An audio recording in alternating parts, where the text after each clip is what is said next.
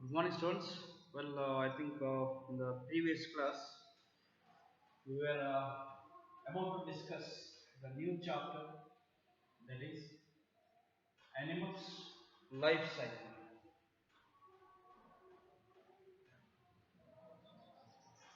Animals life cycle.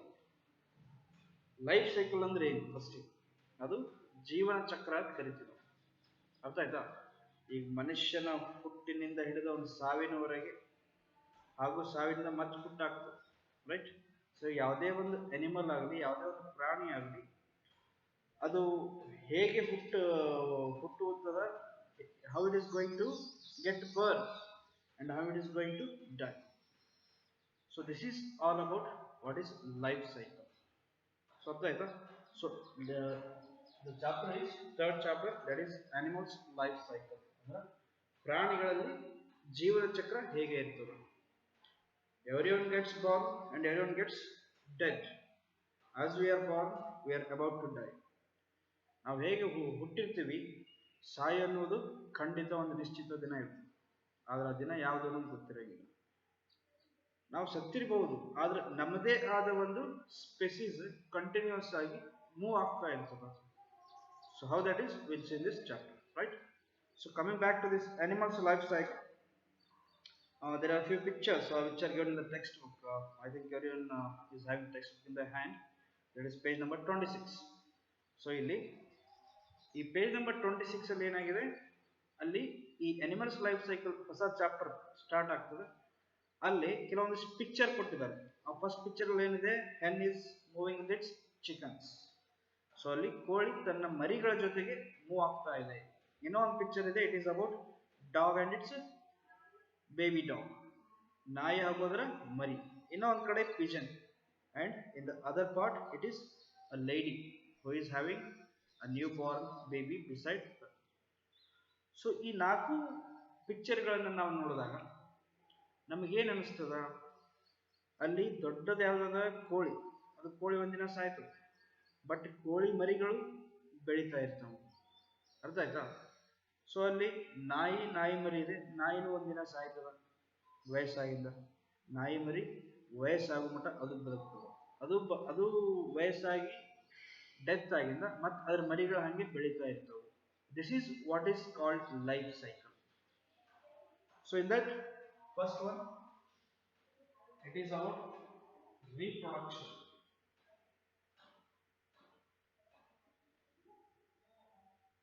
It is about reproduction, the process by which animals produce young ones of their own kind. So actually reproduction ಅಂದ್ರೆ ಏನು? young ones of their own kind.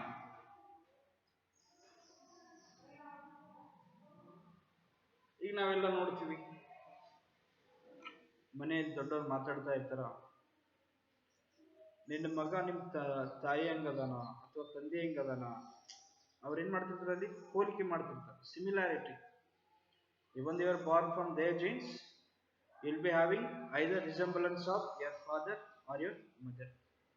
So ನಾವು ನಮ್ಮ ತಂದೆ ತಾಯಿಯ jeans ಮುಖಾಂತರ ಹುಟ್ಟಿರೋ ಕಾರಣಕ್ಕೆ ಒಂದು ನಾವು ತಂದೆ ಹಾಗರ ಇರ್ತೀವಿ, ಇಲ್ಲ ತಾಯಿ ಹಾಗರ ಇರ್ತೀವಿ. So here and young ones is produced of same kind. Andra, first thing you must know what is reproduction. Reproduction ಅಂದ್ರೆ ಏನು? ಕನ್ನಡದಲ್ಲಿ ಏನಂತೀವಿ ನಾವು ಸಂತಾನೋತ್ಪತ್ತಿ ಅಂತ ಕರಿತೀವಿ. ಏನಂತ ಕರಿತೀವಿ?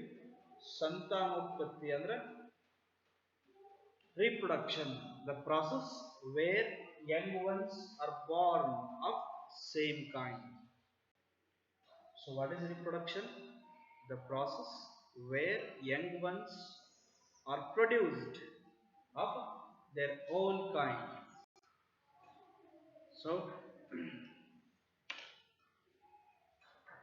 the organisms are reproduced so that their species continues to live forever. So ಏನು ಆರ್ಗನಿಸಮ್ಸ್ ಇರ್ತಾವಲ್ಲ, ಅವೇನು ಮಾಡ್ತಾವೆ? ರೀಪ್ರೊಡಕ್ಷನ್ ಮಾಡ್ತಾವೆ. ಸೊ ಆ ಉದ್ದೇಶದಿಂದಲೇ ನಾವು ಸುಮಾರು ಎಷ್ಟೋ ಶತಮಾನಗಳಿಂದನೂ ಮನುಷ್ಯರನ್ನು ನಾವು ಕಾಣ್ತಾ ಇದ್ದೀವಿ. ಹಿಂದೂ ನಾಗರಿಕತೆ, ಹರಪ್ಪ ನಾಗರಿಕತೆಯಲ್ಲಿ ಅವಾಗೂ ಮನುಷ್ಯರಿದ್ದರು ಅಂತ ನಮ್ಗೆ ಗೊತ್ತಿದೆ, ಹೌದಾ? ಅದು ಹ್ಯಾಂಗಾಯ್ತು ಇಲ್ಲಿವರೆಗೂ ನಾವು ಮನುಷ್ಯರ ಅದಿವೆ ಅಂತಂದು ಅವಾಗಿನಿಂದ ಮನುಷ್ಯ ರೀಪ್ರೊಡಕ್ಷನ್ ಮಾಡ್ತಾ ಇದ್ದಾನೆ. That is why still the chain is continue. ಅರ್ಥ ಆಯ್ತಾ? Reproduction is the process of where young ones are produced of their same kind. ಅರ್ಥ ಆಯ್ತಾ? ಸೊ ಅದನ್ನ ನಾವು ಕನ್ನಡ ರೀಪ್ರೊಡಕ್ಷನ್ಗೆ ಸಂತಾನೋತ್ಪತ್ತಿ ಅಂತ ಕರಿತೀವಿ. Actually, this reproduction is based on two types. ಈ ಸಂತಾನೋತ್ಪತ್ತಿ ಅನ್ನೋದೇನದಲ್ಲ ಅದನ್ನ ನಾವು ಎರಡು ತರ ವಿಂಗಡಣೆ ಮಾಡ್ತೀವಿ. ಒಂದು egg laying animals.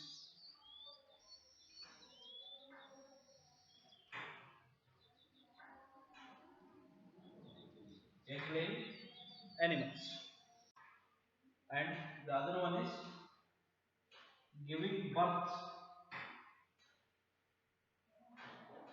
directly to the baby. ಅಂದ್ರ ಕೆಲವೊಂದಿಷ್ಟು ಪ್ರಾಣಿಗಳು ಏನ್ ಮಾಡ್ತಾವು, ಮೊದಲಿಗೆ ಅವು ಎಗ್ ಅನ್ನು ಇಡ್ತಾವು, ಆ ಎಗ್ಗಿಗೆ ವಾರ್ಮ್ ಆಗಿ ವೆದರ್ ಅನ್ನು ಪ್ರೊವೈಡ್ ಮಾಡ್ತದೆ, ಆಮೇಲೆ ಆ ಎಗ್ ಒಡೆದು ಅದರೊಳಗಿಂದ ಅದ್ರ ಮರಿ ಹೊರಗೆ ಬರ್ತಾ ಇರ್ತದೆ. ಫಾರ್ ಎಕ್ಸಾಂಪಲ್ ನಮ್ಗೆಲ್ಲರಿಗೂ ಗೊತ್ತಿರೋಂಥ ವಿಷಯ ಯಾವುದು? Hen. What hen is doing? It is laying eggs. So ಏನ್ ಮಾಡ್ತದ ಅದು? ಎಗ್ ಅನ್ನ ಇಡ್ತದ. ಆ ತತ್ತಿಗಳನ್ನ ಇಟ್ಟಿಂದ ಏನ್ ಮಾಡ್ತದ, ಆ ತತ್ತಿಗೆ ಅವೆಲ್ಲ ಕಾವು ಕೊಡ್ತದ. ಯಾವುದು? ಹೆನ್ ಯಾವ್ದು ಎಗ್ ಲೇ ಮಾಡಿರ್ತದ ಆ ಹೆನ್ ಏನ್ ಮಾಡ್ತದ, ಆ ಎಲ್ಲಾ ತತ್ತಿಗಳಿಗೆ ಅದು ಕಾವು ಕೊಡ್ತದ. Means the weather should be provided, it has to get warm. ಅದಕ್ಕೆ ಸಾಧ್ಯವಾದಷ್ಟು ಬಿಸಿ ಇರಬೇಕು. ಆಮೇಲೆ ಕೆಲವೊಂದಿಷ್ಟು ದಿನ ಆದ್ಮೇಲೆ ಆ ಎಗ್ ತನ್ನಿಂದ ತಾನೇ ಹೊಡಿತದ. ಆ ಎಗ್ ತನ್ನಿಂದ ತಾನೇ ಹೊಡೆದು ಅದರೊಳಗಿಂದ ಮರಿ ಬರ್ತದೆ. ಅದಕ್ಕೆ ನಾವು ಹ್ಯಾಚಿಂಗ್ ಅಂತ ಕರಿತೀವಿ. ಅರ್ಥ ಆಯ್ತಾ? So here the animal is reproduced by laying eggs. So ಇಲ್ಲೇನಾಯ್ತು, ಆ ಪ್ರಾಣಿ ಏನ್ ಮಾಡಿತು, ಮೊದಲಿಗೆ ಎಗ್ ಇಡ್ತು, ಆಮೇಲೆ ಆ ಎಗ್ಗದಿಂದ ಅದರದ ಮರಿ ಬಂತು. That is egg laying animals. Then next we have animals which are giving birth directly. So ಏನ್ ಮಾಡ್ತದೆ, ಕೆಲವೊಂದಿಷ್ಟು ಪ್ರಾಣಿಗಳು ಎಗ್ ಅನ್ನು ಇಡದೆ, without laying eggs, it is giving directly birth to animals. ಅದು ಯಾವ್ದಪ್ಪ ಅಂದ್ರೆ ಬೆಸ್ಟ್ ಎಕ್ಸಾಂಪಲ್ ಅಂದ್ರೆ ಹ್ಯೂಮನ್ ಬೀಯಿಂಗ್ಸ್. ನಾವೇನ್ ಮಾಡ್ತೀವಿ, ತತ್ತಿ ಇಡಂಗಿಲ್ಲ, directly a new baby is born. Then we can take animals like cow, buffalo, elephant. ಇಲ್ಲೆಲ್ಲ ಏನಾಗ್ತದೆ, these are not laying eggs, they are giving birth directly to their babies. ಅರ್ಥ ಆಯ್ತಾ? So based on reproduction, how these animals are going to reproduce, these are classified into two types.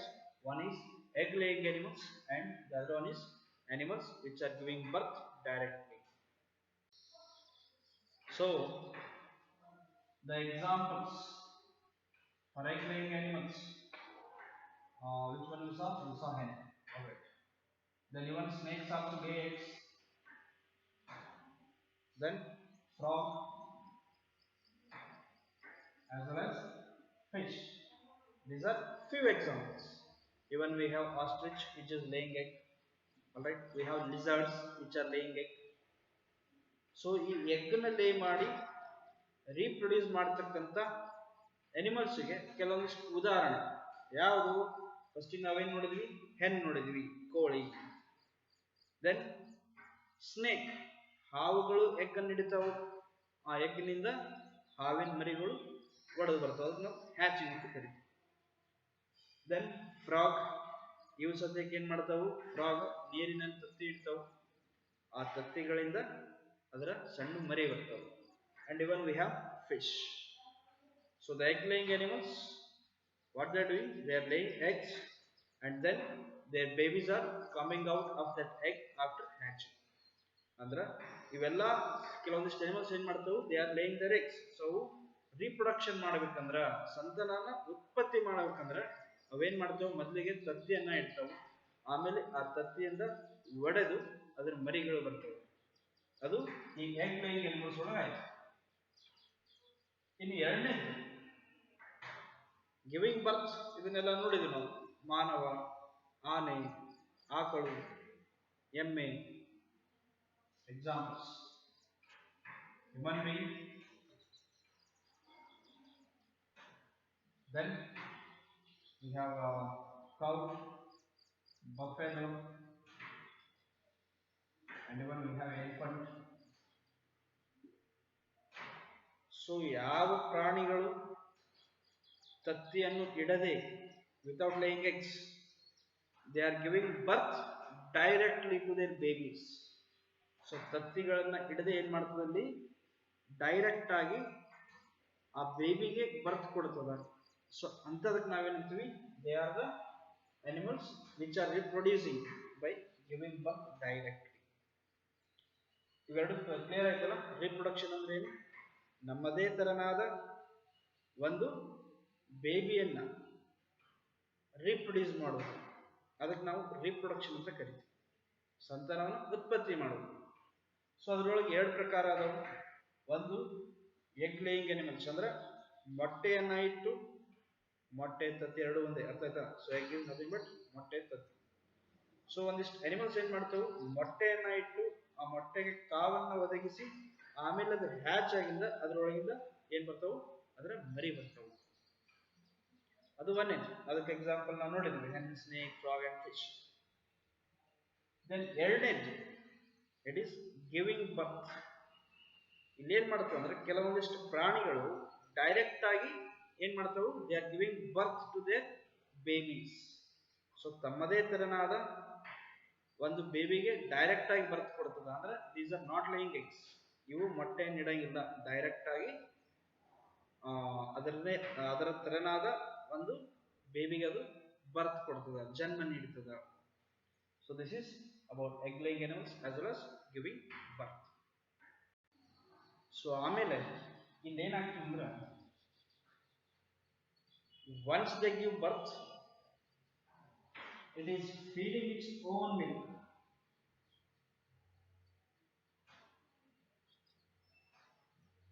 ಅಂದ್ರ ನಾವು ನೋಡಿರ್ತೀವಿ, ಈಗ ಹಳ್ಳಿಗಳಲ್ಲಿ ಎಲ್ಲೆಲ್ಲಿ ಆಕಳ ಹಾಗೂ ಎಮ್ಮೆ ಇರ್ತಾವ, ಅಲ್ಲೇನ್ ಮಾಡ್ತಿರ್ತಾರ, ಆ ಎಮ್ಮೆ ಅಥವಾ ಆಕಳ ಏನಿತ್ತು ಅಂದ್ರ ಆ ಆಕಳ ಕರುವಿಗೆ ಆಗ್ಲಿ ಆ ಎಮ್ಮೆಯ ಕರುವಿಗೆ ಆಗ್ಲಿ ಹಾಲು ಉಣಿಸ್ತಾ ಇತ್ತು.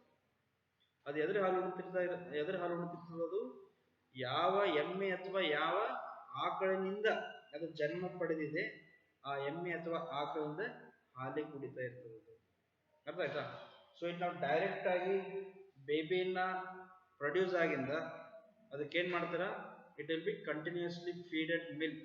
ಅದಕ್ಕೆ ನಾವು ಕಂಟಿನ್ಯೂಸ್ ಆಗಿ ಹಾಲನ್ನ ಕೊಡ್ತಾ ಇರ್ತೀವಿ. ಯಾವುದು ಅದು ಯಾವ ಪ್ರಾಣಿಯಿಂದ ಜನ್ಮ ಪಡೆದಿರ್ತದ ಆ ಪ್ರಾಣಿಯಿಂದ ಅದು ಕಂಟಿನ್ಯೂಸ್ ಆಗಿ ಹಾಲನ್ನ ಕುಡಿಸ್ತಾ ಇರ್ತದ. ಸೊ ಇಂಥವಕ್ಕೆಲ್ಲ ನಾವೇನಂತೀವಿ ಅಂದ್ರ, we have even tiger, cat, different, right? There are many examples. ಬಹಳಷ್ಟು ಉದಾಹರಣೆ ಇದೆ. ಹುಲಿ ಇರ್ಬೋದು, ಸಿಂಹ ಇರ್ಬೋದು.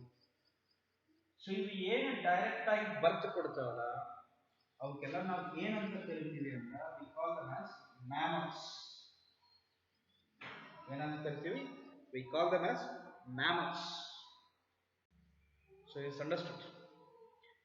ಯಾವ ಪ್ರಾಣಿಗಳು ಡೈರೆಕ್ಟ್ ಆಗಿ ತಮ್ಮದೇ ತೆರನಾದ ಒಂದು ಪ್ರಾಣಿಗೆ ಜನ್ಮ ಕೊಡುತ್ತದೆ, ವಿತೌಟ್ ಲೇಯಿಂಗ್ ಎಗ್ಸ್, ಹಾಗೂ ಅದೇನ್ ಜನ್ಮ ಕೊಟ್ಟಿರ್ತದಲ್ಲ ಆ ಬೇಬಿಗೆ ಅದು ಹಾಲು ಉಣಿಸ್ತಾ ಇರ್ತದೆ, ಅಂತ ಪ್ರಾಣಿಗಳಿಗೆಲ್ಲ ನಾವೇನಂತೀವಿ ಅಂದ್ರೆ we call them as mammals. Mammals ಅಂದ್ರೆ ನಾವು ಕನ್ನಡದಾಗ ಅದಕ್ಕೆ ಸಸ್ತನಿ ಅಂತ ಕರಿತೀವಿ. So when we look at egg laying animals, in that we will come across birds, then amphibians,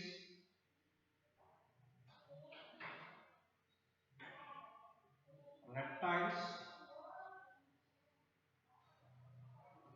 and insects.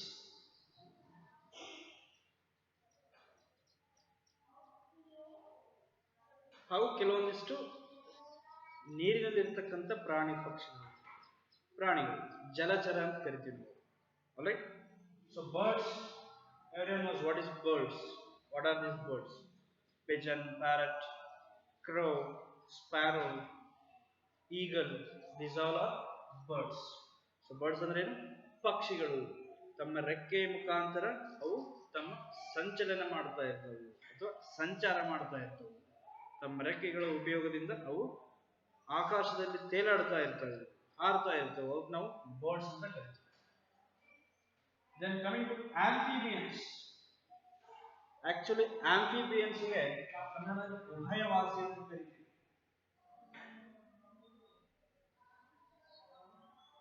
ಉಭಯವಾಸಿ ಉಭಯವಾಸಿ ಅಂದ್ರೆ ಇವು ಎರಡು ಕಡೆ ಇರ್ತವೆ. These animals are present even on land and also in water. So ಭೂಮಿಯ ಮೇಲೇನೂ ಇರಬಹುದು ಅಥವಾ ಅವು ನೀರಿನೊಳಗೂ ಇರಬಹುದು, ಅದು ಅದರ ಅವಶ್ಯಕತೆ. ಸೊ ಭೂಮಿ ಹಾಗೂ ನೀರಿನಲ್ಲಿ ಎರಡೂ ಕಡೆ ವಾಸಿಸ್ತಕ್ಕಂಥ ಪ್ರಾಣಿಗಳಿಗೆ ನಾವು ಆಂಫಿಬಿಯನ್ಸ್ ಅಂತ ಕರಿತೀವಿ, ಅಂದ್ರೆ ಉಭಯವಾಸಿಗಳು. ಉಭಯವಾಸ ಅಂದ್ರೇನು? ಅದು ಎರಡು ಕಡೆ ವಾಸ ಮಾಡ್ತಿರ್ತದೆ. ಒಂದು ನೀರಿನಲ್ಲಿರೋ ವಾಸ ಮಾಡ್ತಿರ್ತದ ಅಥವಾ ಇನ್ನೊಂದು ಲ್ಯಾಂಡ್ ನಲ್ಲಿ ವಾಸ ಮಾಡ್ತಿರ್ತದೆ. ಅರ್ಥ ಆಯ್ತಾ? ಅದು ಬೇಕಾದ್ರೆ ವಾಸ ಮಾಡಬಹುದು, either it is on land or in water. ಅದು ಅದರ ಅವಶ್ಯಕತೆ ಬಿಟ್ಟಿದೆ. ಸೊ ಎರಡೂ ಕಡೆ ನೀರು ಹಾಗೂ ಭೂಮಿಯ ಮೇಲೆ ಇರ್ತಕ್ಕಂಥ ಪ್ರಾಣಿಗಳಿಗೆ ನಾವು ಆಂಫಿಬಿಯನ್ಸ್ ಅಂತ ಕರಿತೀವಿ. ದಟ್ ಇಸ್ ಉಭಯವಾಸಿ. Is this point clear? Then coming to reptiles. Reptiles is a family. You learn there are many kingdoms that you will be learning in higher classes. Probably in 9th you have a kingdom, right? So but for that will not go. But let me tell you what is reptiles. Reptiles ನಾವು actually ಸರೀಸೃಪ ಅಂತ ಕರೀತೀವಿ ಕನ್ನಡದಲ್ಲಿ. ಸರೀಸೃಪಗಳು. Snake is a member in this reptiles. And even we have a crocodile, right? ಮೊಸಳೆ ಹಾಗೂ ಹಾವು ಇವೆಲ್ಲ reptiles ಅಲ್ಲಿ ಬರ್ತಕ್ಕಂಥ animals. Then at last we have insects. Insects ಎಲ್ಲರಿಗೂ ಗೊತ್ತಿರಬಹುದು ಅಂತ ಅನ್ಕೋತೀನಿ. Mosquitoes, or we call them as ಕ್ರಿಮಿಗಳು, right? We have insects. Fine. So now we will be learning about birds. So what birds are doing? They are constructing a nest. ಅವೇನ್ ಮಾಡ್ತಾವು? ಒಂದು next ಅನ್ನ construct ಮಾಡ್ತಾವು. ಅಂದ್ರೆ ಗೂಡು. ಅದಕ್ಕೆ ವಾಸಿಸಲಿಕ್ಕೆ ಒಂದು ಮನೆ ಬೇಕು. ಅದಕ್ಕೆ ವಾಸಿಸಲಿಕ್ಕೆ ಮನೆ ಅಂದ್ರೆ ನಮ್ಮಂತೆ ದೊಡ್ಡ ಮನೆ ಬೇಕಾಗಿಲ್ಲ. ಅದು ವಾಸಿಸಲಿಕ್ಕೆ ಒಂದು ಚಿಕ್ಕ ಗೂಡು ಬೇಕು. ಆ ಗೂಡಿಗೆ ನಾವೇನಂತೀವಿ? ನೆಸ್ಟ್ ಅಂತ ಕರಿತೀವಿ. So what birds are doing? Usually they are constructing nests in the branches of the trees. So ಗಿಡ ಮರಗಳಲ್ಲಿ ಏನ್ ಮಾಡ್ತದೆ? ರೆಂಬೆ ಕೊಂಬೆಗಳಲ್ಲಿ, ಗಿಡ ಮರ ಅಥವಾ ಮರದ ರೆಂಬೆ ಕೊಂಬೆಗಳಲ್ಲಿ ಅದು ತನ್ನ ಗೂಡನ್ನು ಕಟ್ತದೆ ತಾನೇ. ಆ ಗೂಡು ಕಟ್ಟಿದ್ದು ಏನ್ ಮಾಡ್ತದೆ? It is going to lay eggs. It lays egg or it lay eggs. So ಅದೇನ್ ಮಾಡ್ತದೆ? ಅವಾಗ ಮೊಟ್ಟೆಯನ್ನ ಇಡ್ತದೆ. ಮೊಟ್ಟೆ ಇಟ್ಟಿಂದ ಏನ್ ಮಾಡ್ತದೆ? So as these birds are laying eggs, then what is there in the egg? ಸರಿ, ಬರ್ಡ್ಸ್ ಏನ್ ಮಾಡ್ತು? ನೆಸ್ಟ್ ಕಟ್ತು, ಗೂಡು ಕಟ್ತು. ಆ ಗೂಡಿನಲ್ಲಿ ಬಂದದ ಏನ್ ಮಾಡ್ತು? ಮೊಟ್ಟೆಯನ್ನ ಇಟ್ಟು. ಆ ಮೊಟ್ಟೆಯೊಳಗೆ ಏನಿರ್ತದೆ? What is there in the egg? That is the question. So in the egg, I think everyone has seen or eaten the eggs of chicken. Means the eggs of a hen are usually eaten in day-to-day life. Alright? So what is there in that egg? We'll see it now. Alright? Assume that this is the egg.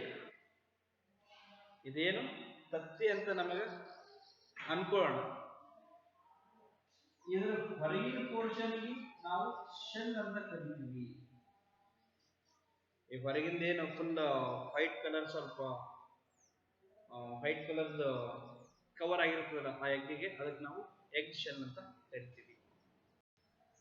And then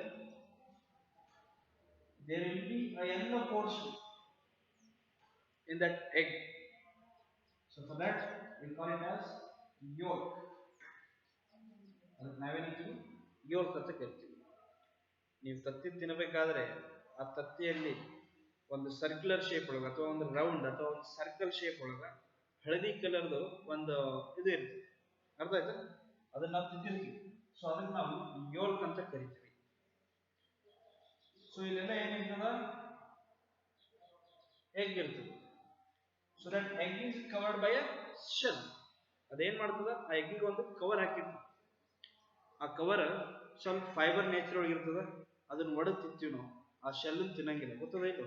so first what will do, will break that shell, then whatever is there that is inside the egg, one will find yolk in that, and there will be white color. That white color will be there, no? That is, we call it as albumin. We call it as albumin. Then actually what is there in the yolk? Actually in the yolk we have embryo. ಆ ಯೋಲ್ಕ್ ಒಳಗೆ ಏನಿರ್ತದ, embryo ಇರ್ತದ. That is where the chicken is formed. ಮರಿ, ಈ ಕೋಳಿ ಮರಿ ಅಂತ ನಾವು ಅಂತೀವಲ್ಲ, ಆ ಮರಿ ಎಲ್ಲಿಂದ ಫಾರ್ಮ್ ಆಗ್ತದೆ ಅಂದ್ರೆ it is from the yolk. So whatever this yolk is there, it is having embryo in it. This embryo is next to becoming the baby bird.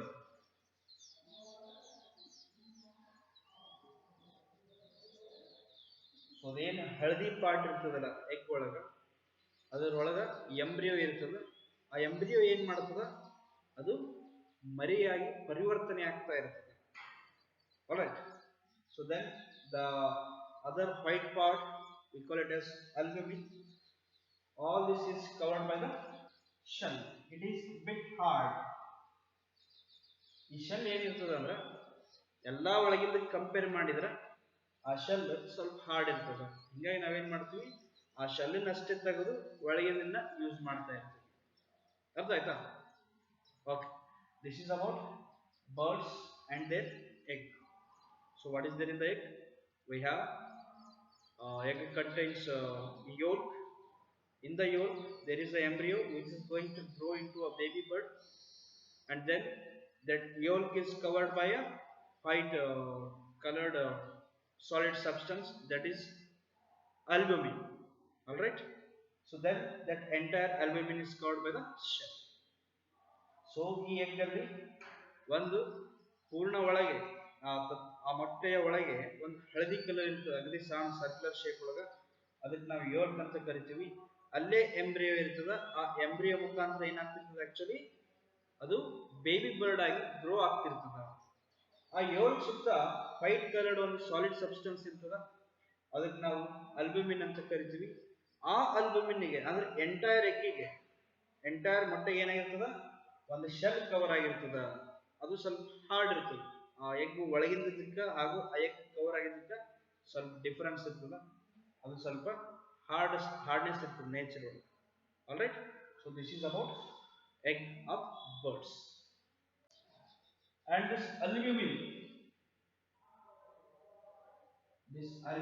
is rich in proteins, and also it is protecting this yolk. The albumin ಅನ್ನೋದು ಏನು ಮಾಡ್ತಿರ್ತದ, it is rich in proteins. ಇದರೊಳಗೆ proteins ಜಾಸ್ತಿ ಇರ್ತದ.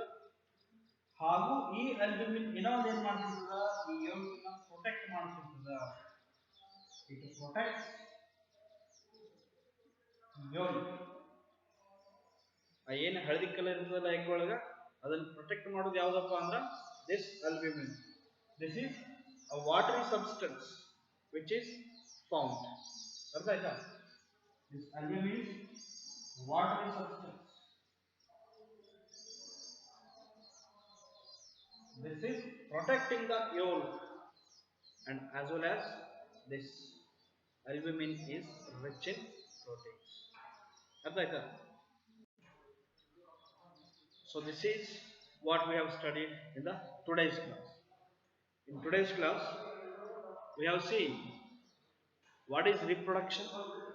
Then after reproduction, on the basis of reproduction, the animals are classified into two types. One is egg laying animals and the other one is the animals which are giving birth directly. Is this clear? So animals which are laying eggs and producing their babies are egg laying animals. The animals which are giving birth directly to their babies are giving birth. For them we call it as mammals.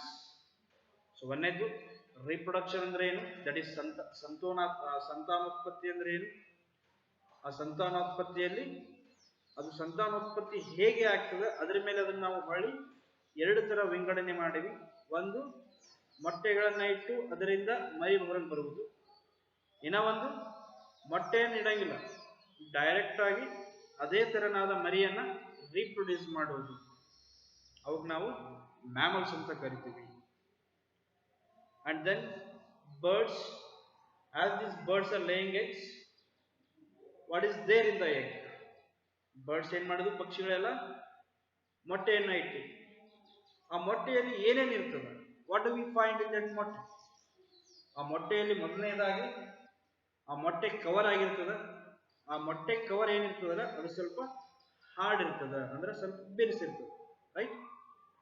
ಆಮೇಲೆ ಆ ಮೊಟ್ಟೆಯೊಳಗೆ watery substance ಇರ್ತದೆ, white coloured. ಅದು ಬಿಟ್ರೆ centre of the ಮೊಟ್ಟೆ ಒಳಗೆ, centre of the egg ಒಳಗೆ ಏನ್ ಮಾಡ್ತೀವಿ ನಾವು, ವಿ ಫೈಂಡ್ ಯೋಲ್. ಆ ಯೋಲ್ಕ್ ಒಳಗೆ ಎಂಬ್ರಿಯೋ ಇರ್ತದ.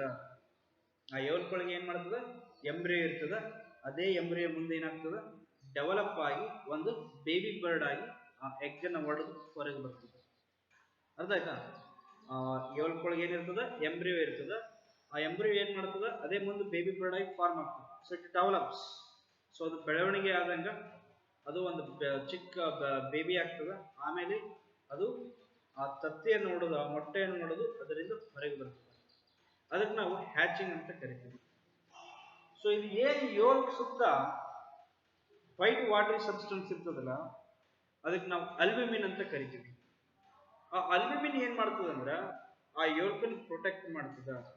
ಆ ಯೋಲ್ಕನ್ ಪ್ರೊಟೆಕ್ಟ್ ಮಾಡುವುದರ ಜೊತೆಗೆ ಮತ್ತೇನ್ ಮಾಡ್ತದ, ಅದು it is giving out proteins.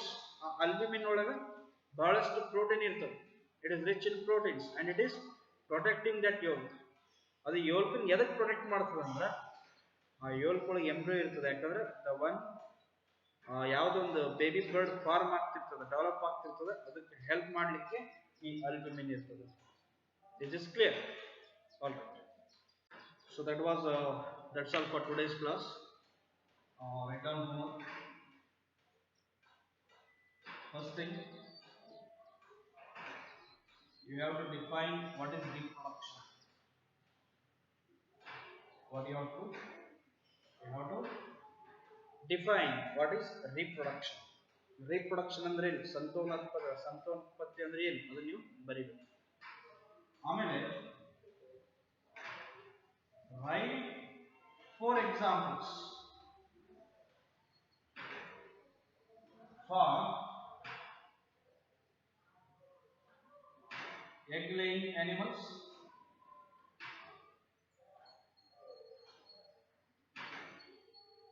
and giving birth animals.